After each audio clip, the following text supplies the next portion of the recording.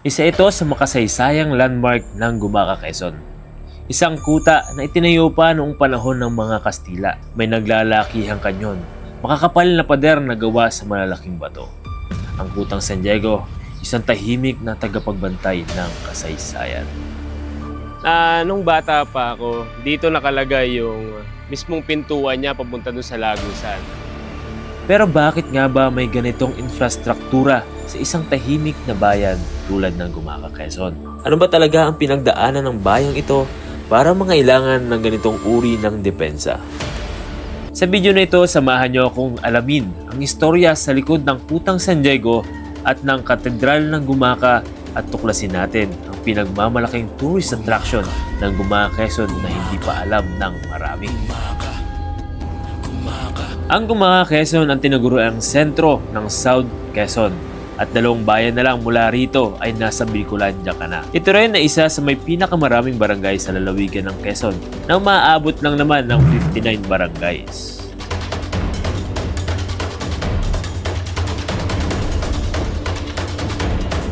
Ito ang diversion road ng Gumaca, Quezon na ginawa upang makaiwas sa traffic sa bayan ng Gumaca, na may magandang view kung saan makikita mo ang bulubundukin ng Gumaca at ang kabayanan sa taas na bahagi.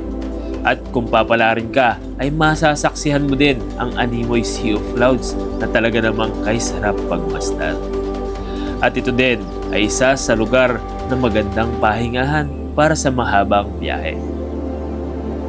Kung pupunta ka naman sa bayan ng Gumaca ay madadaanan mo itong San Diego de Alcala Park bandang kaliwa kung manggagaling ka sa Maynila. Tinatag ito noong 1982. Matatagpuan ang parke sa ibabaw ng isang batuhang burol na may tanawin ng Lamon Bay. Kaya't isa ito sa mga paboritong pasyalan ng mga lokal at turista. Kung mahilig ka naman sa nature trip, isa ito sa pinagmamalaki ng Gumaca, Quezon. Ito ay ang Bosque Cave na may natatagong likas na yaman sa barangay Villa Mendoza, Gumaca, Quezon. So yan. Siguro kung wala itong railings nito, ang hirap umakyat dito. Pero dahil may railings na, so di ka na matatakot kasi yung kabilang banda niya, makita mo, yung kabilang banda niya ay ito na yung kuweba at malalim ang lalaglagan mo kung sakaling wala itong railings na ito. Kung maisilip natin dito pa lang kung gaano kalalim at gaano kalawak ang nasa loob nitong kuweba. Ito ay may mga cave na maaaring pasukin kung may tour guide ka. At kung wala naman, ay siguradong mag-i-enjoy ka din na may napakagandang viewpoint habang nakatayo ka sa naglalakihang rock formation. Dito sa tuktok nito. Woo! Sarap! Ganda ng view! Kita nyo naman, kita nyo ang kabundukan dito. At habang nalulula kayo sa taas nito, bangin na yung baba nito. So, nakakatakot pero sulit yung experience nyo pagkakit dito, sigurado ako. Ang Gumaca ay isang first-class municipality kung saan ito ay may mga kilalang fast food chain katulad ng Jollibee, Chowking, McDo, at may modern palengke na rin ito na sadyang napakalaki at may escalator pa sa loob. Napakayaman din sa kultura ng Gumaca. Isa na dito ang San Diego de Alcala Cathedral o mas kilala bilang Gumaca Cathedral. Isa sa pinakamatandang simbahan sa lalawigan ng Quezon at nagsisilbing sentro ng pananampalatayang Katoliko sa bayan ng Gumaca. Noong 1582, itinatag ng mga misyonaryong Francisco ang unang simbahan sa kasalukuyang lokasyon nito sa Barangay San Diego, Poblacion. At noong 1638, inilipat ang simbahan sa Isla ng Alabat. At taong 1665 naman, sinunog ng mga Persang Olandes ang simbahan. Dahilan upang ibalik ito sa orihinal na lokasyon sa bayan ng Gumaca. At noong 1690 hanggang 1747, muling itinayo ang simbahan gamit ang mga coral stone sa pamamagitan ng bayanihan o libreng pagtutulungan ng mga mamamayan. Hindi naman nalalayo ang Kutang San Diego o mas kilala bilang Kastilyo sa bayan ng Gumaca. Okay, nandito tayo ngayon sa Gumaka, Quezon, at dito sa likuran ko, ito yung tinatawag na kastilyo o yung Kutang San Diego ng Gumaka, Quezon. Ito ay tinayo pa noong 18th century sa panahon ng mga Kastila at ito ay ginamit na pangdepensa laban sa mga tulisang dagat.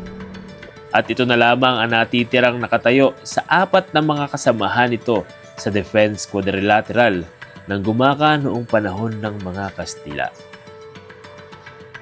So dito makikita natin, ito ay bantayan ng Gumaka o Kutang San Diego. Ito ay pinangalan kay San Diego de Alcala na siyang patron ng bayan ng Gumaka. At dito sa bandang ito naman ay makikita natin ang kanyang history. Kaya pag pumunta kayo dito at gusto nyo malaman yung maiksing history ng kastilyong ito o ang Kutang San Diego ng Gumaka, Quezon ay nandito lamang. Okay, so banda rito, ito naman makikita natin ay yung hagdanan paakyat dito sa kastilyo. So tara! At alam mo ba na ang kastilyong ito may lihim na lagusan patungo sa simbahan. Dito makikita natin yung mga kanyon nila. So itong mga kanyong ito, ay ito yung ginamit sa pagdepensa sa bayan ng Gumaka o dito sa kastilyong ito. So sa pagkakaalam ko, original pa itong mga kanyon na ginamit dito. Kung nakikita natin, meron siyang malaki, meron din siyang maliliit. At dito sa gitnang ito, na-renovate na lang ito, pero dito nakatayo yung kanilang well o yung balon. Pero yung balon na yun ay hindi talaga siya balon, kung hindi siya ay lagusan pababa dito sa kastilyong ito. At ayon din sa mga nagsabi na matanda at base na rin sa history, itong kastilyong ito ay may lihim na lagusan papunta sa may simbahan. At ito ay ginagamit nila para sa mga emergency cases ng mga panahon na yun.